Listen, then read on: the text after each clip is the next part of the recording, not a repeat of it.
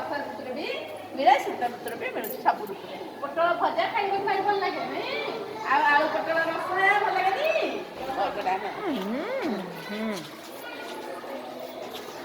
ଆଚ୍ଛା ପିଲାମାନେ, ଏଇଟା କଣ ଦେଖୁଛ? କଦଳୀ। ୟା ରଙ୍ଗ କେତେ? ସବୁଜ। ସବୁଜ ରଙ୍ଗ। କଦଳୀ ସବୁଠୁ ଭିଟାମିନ ଯୁକ୍ତ ଖାଦ୍ୟ। ଆଉ ଏ କଦଳୀ ଆମେ କଣ କଦଳୀ ଭଜା ଖାଉ, କଦଳୀ ତରକାରୀ କରି ଖାଉ।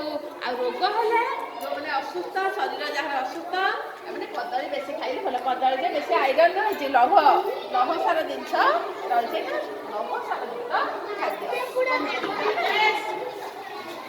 ଏଇଟା କଣ ପିଲା ଦେଖ, ଏ କଣ? କଖାରୁ। କଖାରୁ କୋଉ ଜାତୀୟ ଗଛରେ ହଉଛି? ଲତା ଜାତୀୟ। ଲତା ଜାତୀୟ ଗଛରେ ଏଇଟା ହୁଏ। କଖାରୁର କଣ ଖାଇବ? କଖାରୁ ଖାଇବା, ତାର କଣ ଫୁଲ ଖାଇବା, ତାର ପତ୍ର ଶାଗ ଖାଇବା, ତାର ଡାଙ୍ଗ ବି ଖାଇବା, ଆଉ ତାର ମଞ୍ଜି ବି ଖାଇପାରିବା। ସବୁ ଏ କଖାରୁ ଗୋଟେ ଏମିତି ପରିବା ଯୋଉଟା କି ଆର ସବୁ ଜିନିଷକୁ ଆମେ ଖାଇପାରିବା ହେଲା। କଖାରୁ